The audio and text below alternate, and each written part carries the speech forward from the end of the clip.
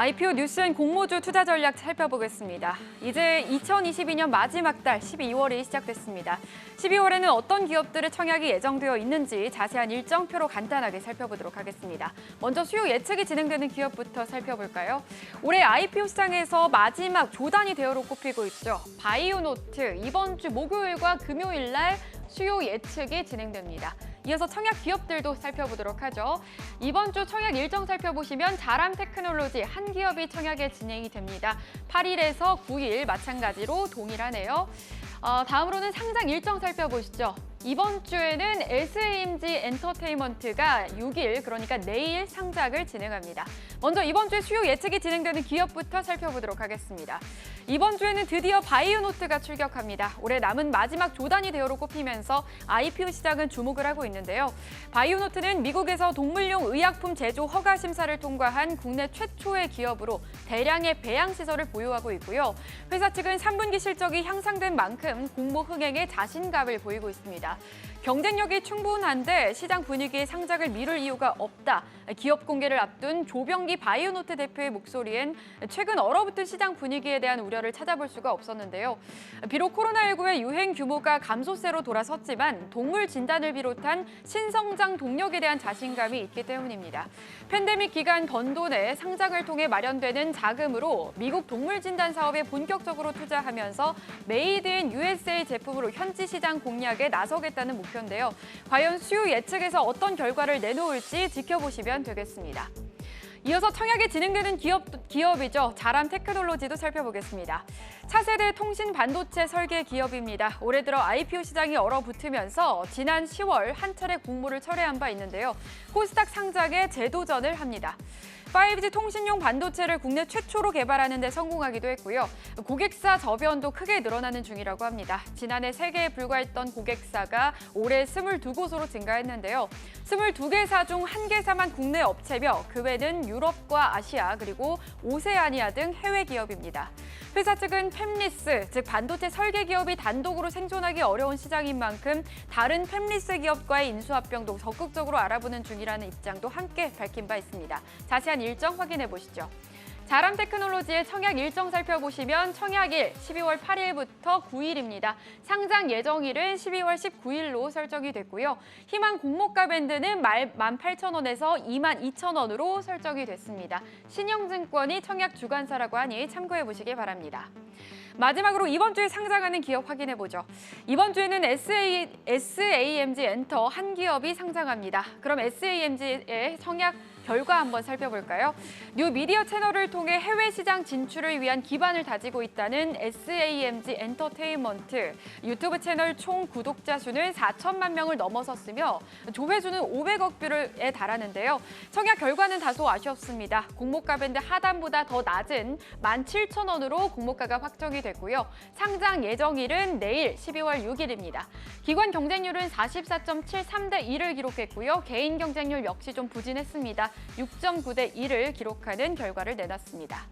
이렇게 청약 일정과 기업들까지 확인해봤고요. 앞으로의 흐름 잘 체크하셔서 투자에 도움이 되시길 바라겠습니다. 그럼 이어서 시장 상황 어떤지 살펴보도록 하겠습니다. 오늘은 와운의 박우신 파트너와 연결해보도록 하겠습니다. 안녕하세요. 예, 안녕하세요. 네, 오늘은 좀 변동성이 있는 시장입니다. 지금 흐름 어떻게 보십니까?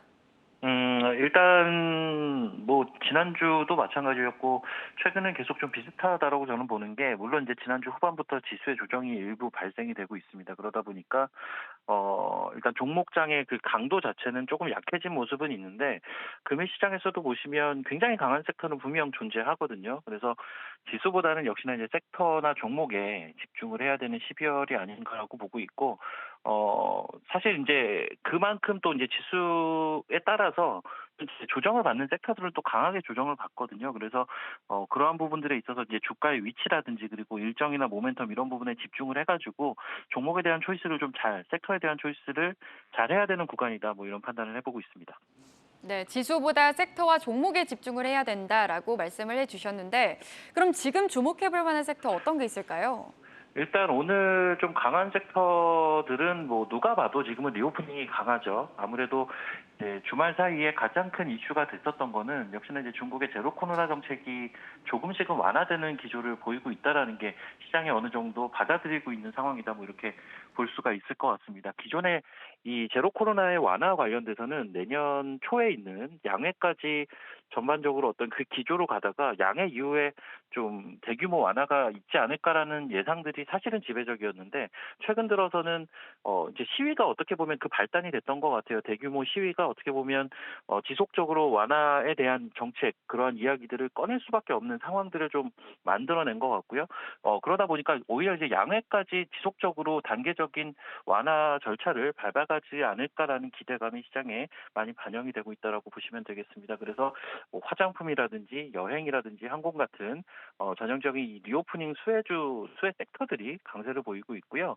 그리고 또 한 가지 특징점은 이제 네이버라든지 카카오, 이러한 전형적인 인터넷 플랫폼 기업들이 금일 또 강세를 보이고 있습니다. 최근에 보면 메타버스 관련 섹터는 굉장히 강했다가 오늘 이제 메타버스 하드웨어가 좀 출시가 늦어질 수 있다라는 보도 때문에 관련된 종목이 또 많은 그런 큰 폭의 조정세를 보여주고 있음에도 불구하고 인터넷 플랫폼 그리고 전형적인 성장주 계열의 주식들은 여전히 또 강세를 유지하고 있습니다. 그 중에서도 카카오페이가 유독 강한 모습을 보여주고 있는데, 이 카카오페이 같은 경우는 전형적인 또 핀테크 업체라고 볼 수가 있거든요. 그래서 이 핀테크 업종들도 이 카카오페이의 강세와 더불어서 한번 주목을 해봐야 되지 않을까, 이런 판단을 해보고 있습니다.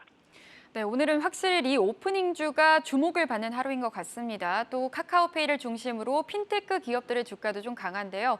낙폭 과대가 나왔던 성장주 함께 살펴보시면 되겠습니다. 그럼 토픽 종목으로는 어떤 게 있을까요?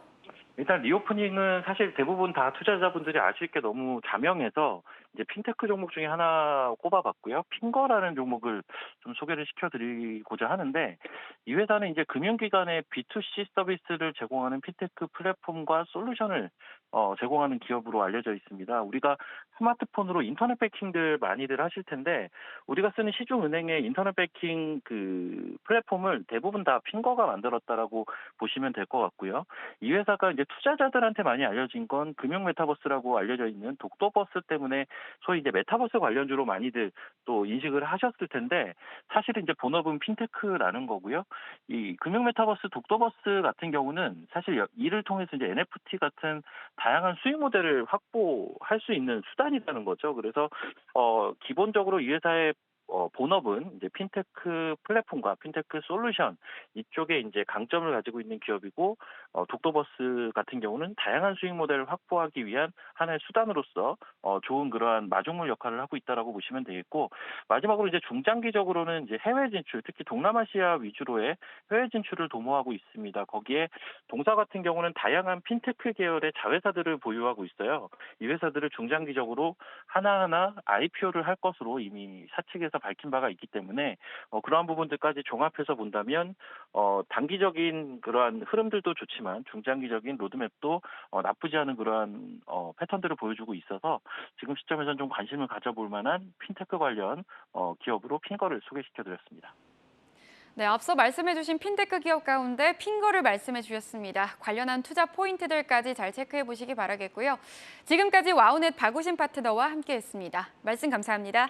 예, 감사합니다.